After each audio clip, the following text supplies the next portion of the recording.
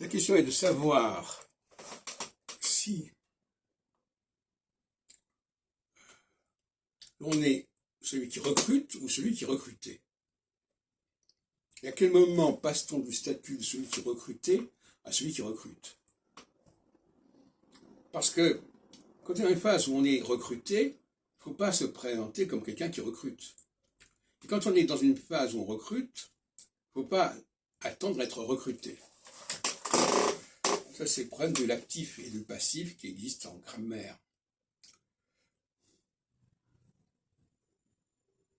C'est pas du tout la même démarche. Dans un cas, il faut se faire remarquer. Dans un cas, il faut remarquer.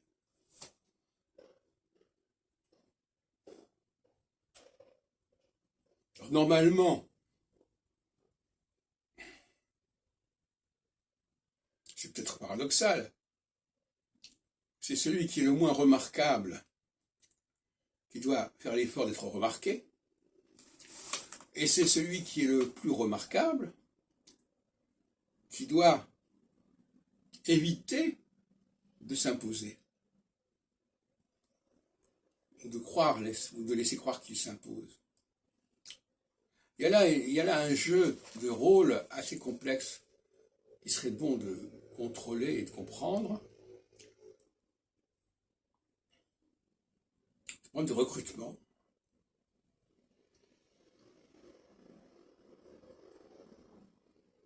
Par exemple, on sait que certains acteurs sont devenus des réalisateurs. C'est-à-dire qu'ils ont cessé d'être dans une position de recrutable pour passer à celui de recruteur. D'ailleurs, ça me fait l'occasion de rappeler ce caractère ternaire des choses, et non pas binaire, en l'occurrence. C'est la fameuse histoire du BLE, le possible, le recrutable, le capable.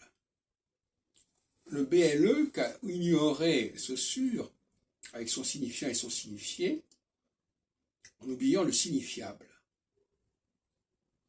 Parce que c'est bien joli, pour être élu, il faut d'abord avoir été éligible. Et quand on est éligible, il faut encore que quelqu'un ait été électeur. Donc on est bien dans un système ternaire, et non pas binaire, signifiant, signifié. C'est ce que j'ai proposé d'introduire la théorie du signifiable.